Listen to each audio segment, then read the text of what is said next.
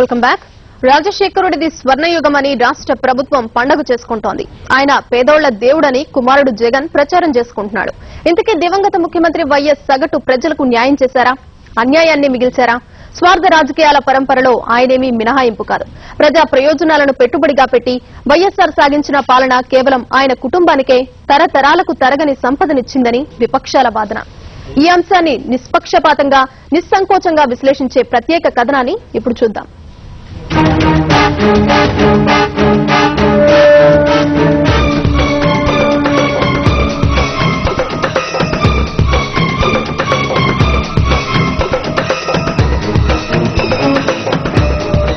మన ప్రజాస్వామ్యంలో ఏది చేసినా చెల్లిపోతుంది. సత్యం వద జరిగినా, ధర్మం చెరపట్టినా జనస్వామ్యం ఇదంతా మామూలే అనుకుంటుంది. దివంగత ముఖ్యమంత్రి వైఎస్ రాజశేఖర్ రెడ్డి అపర భగీరథుడని, అనితర సాధ్యుడని, పేదల పక్షపాతని, సాక్షాత్తు దేవుడని నిస్సిగ్గుగా కీర్తించే ధృతరాష్ట్ర ప్రజాస్వామ్యం రోడ్డెక్కి నగ్నంగా నర్తిస్తోంది. జనం అమాయకత్వాన్ని వెక్కిరిస్తోంది. వైఎస్ సీఎం పీఠం ఎక్కాక రాష్ట్రం భవిష్యత్తు తాత్కాలిక వెలుగులు నింపుకుంటూ శాశ్వత చీకట్లలోకి జారిపోయింది. కాంగ్రెస్ కార్యకర్తలకు, వైఎస్ అభిమానులకు ఈ నిజం జీర్ణం కాకపోవచ్చు. రాష్ట్రంలో కోట్లాదిగా ఉన్న సగటు మనుషులు మాత్రం చీకటి పాలన రహస్యాలను, పాలకుల స్వార్థ రాజకీయ కుతంత్రాలను ఖచ్చితంగా తెలుసుకోవాల్సిందే.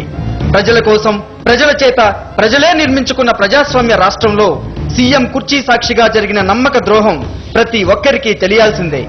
అడ్డగోలుగా ప్రజల భవితను దోచుకుతున్న నేతల కుట్రల గురించి భావితరాల సంక్షేమం కోసం ఆలోచించుకోవాల్సిందే. అవినీతి రాజన్న రాష్ట్రానికి ఏం మిగిల్చారు? వారసత్వంగా ఏమిచ్చారు? ఆయన ప్రజలకు మేలు చేయాలనుకున్నారా? అయినోళ్లకు, ఆత్మీయులకు తరతరాలకు తరగని విధంగా ప్రజల సొమ్మును దోచి పెట్టాలనుకున్నారా? ప్రకృతికే కాదు, రాజశేఖరుడి అవినీతికి 4 దిక్కులు ఉపయోగపడ్డాయి. ఇక్కడ అక్కడ అని తేడా లేకుండా అందిన కాడికి దండుకు తినడానికి డాక్టర్ వైఎస్ పాలనా కాలం పరిమితమైంది. వైఎస్ అక్రమాల మీద అన్ని వైపుల నుంచి ఇంటా బయట ఆరోపణలు వెల్లువెత్తాయి. విపక్షాలు తగిన ఆధారాలంటూ కొన్ని డాక్యుమెంట్లతో సహా పుస్తకాలు ముద్రించాయి. బ్రాహ్మణి స్టీల్స్ నుంచి సత్యం కుంభకోణం దాకా, గోబలాపురం గనుల నుంచి నీటిపారుదల ప్రాజెక్టుల దాకా ఒకటా రెండా లెక్క కట్టుకుంటూ పోతే లెక్కలేనన్ని పాపాలు అడుగడుగున ప్రజా ప్రయోజనాలకు మిగిలిన శాపాలే కనిపిస్తాయి. స్వాతంత్ర్యం వచ్చాక దేశ స్థాయిలోనే అతి పెద్ద అవినీతి చరిత్రగా వైఎస్ తన పాలనను కొనసాగించారు. ఎన్నికల అఫిడవిట్లో తనకు కేవలం 50 లక్షల రూపాయల ఆస్తులే ఉన్నట్లు చెప్పుకొచ్చిన నాటి డాక్టర్ సీఎం శనక్కాయలు తిని చేతులు కడుక్కున్నంత ఈజీగా తన ఆదాయ ప్రణాళికలను అమలుపరిచారు. 2004 ఎన్నికలలో వైఎస్ ముఖ్యమంత్రి అయ్యే నాటికి ఓ ప్రత్యేక అజెండాను సిద్ధం చేసుకున్నారు. తనయుడు జగన్ ఓవైపు, ఆత్మీయ సహచరుడైన సలహాదారు రామచంద్రరావు మరోవైపు పెట్టుకుని దగా యజ్ఞం మొదలుపెట్టారు. తన తండ్రి వారసత్వంగా చాలా ఇచ్చారని చెబుతున్న జగన్ నిజాలను మాట్లాడలేకపోతున్నారు. తండ్రి వారసత్వంగా కేవలం రాజకీయమే కాదు, చెప్పుకోవడానికి చాలానే ఉన్నాయి. తండ్రి ప్రజా ప్రస్థానాన్ని ఆపబోనని చెబుతున్న కడప ఎంపీ సందూర్ పవర్ కంపెనీతో తన అవినీతి ప్రస్థానాన్ని ప్రారంభించారు. ఈ అక్రమాల మీద ప్రధాన విపక్షం శాసనసభలో ప్రభుత్వం మీద దుమ్మెత్తిపోసింది. ప్రతిపక్ష నేత టీడీపీ అధ్యక్షుడు చంద్రబాబు నాయుడు మీడియా ముందు ఎన్నోసార్లు వైఎస్ ప్రభుత్వాన్ని తూర్పారబట్టారు. వైఎస్ అఫిడవిట్లో చూపిన వివరాలకు, ఆ తర్వాత ఆయన కుటుంబం సంపాదించిన ఆస్తులకు ఎక్కడా పొంతన లేదని చెప్పుకొచ్చారు.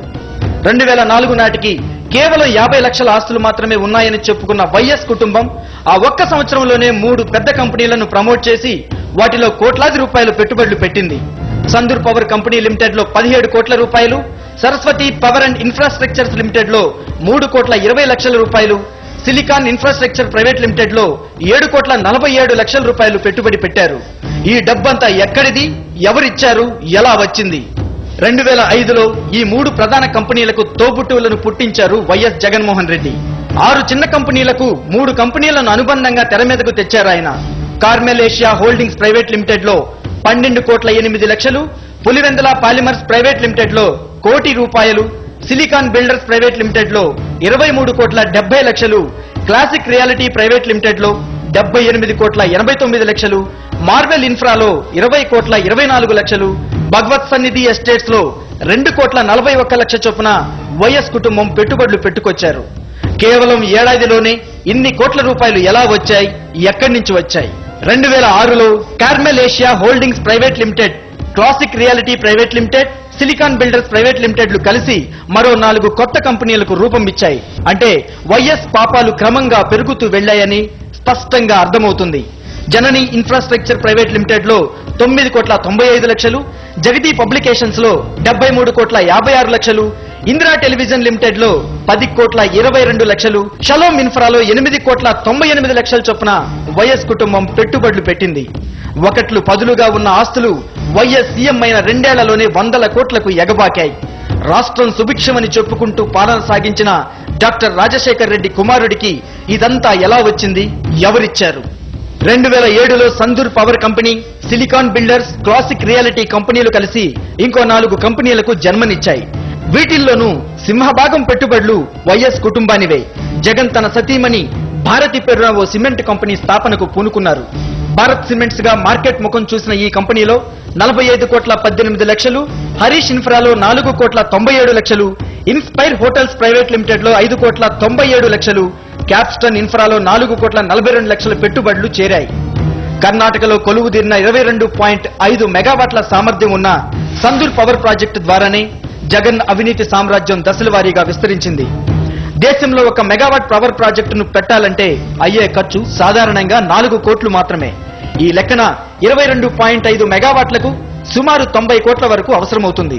సందూర్ ప్రాజెక్టు విలువ మాత్రం ఏకంగా 714 కోట్లుగా చూపించారు. ఇంత విలువైన ప్రాజెక్టుకు డబ్బులు ఎవరిచ్చారు, ఎక్కడి నుంచి వచ్చాయి? 2007-2008 మధ్యలో ఈ ప్రాజెక్టుకు సంబంధించిన 1,04,62,500 షేర్లను మ్యాట్రిక్స్ అధినేత నిమ్మగడ్డ ప్రసాద్ కు అమ్మేశారు. ఈ అమ్మకం ద్వారా 675 కోట్ల రూపాయలు జగన్ జేబుకు జమయ్యాయి.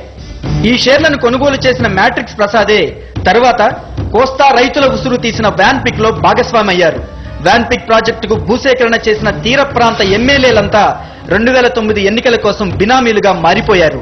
కోస్తా కారిడార్ ఉసురు తీసి బొక్కసాలు నింపుకున్నారు.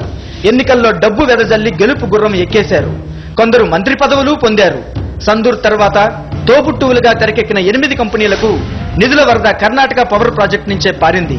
జగతి పబ్లికేషన్స్, ఇందిరా టెలివిజన్ కు ఈ 8 రెండైన సిలికాన్ బిల్డర్స్, కార్మెల్ ఏషియా నుంచి సొమ్ములందాయి.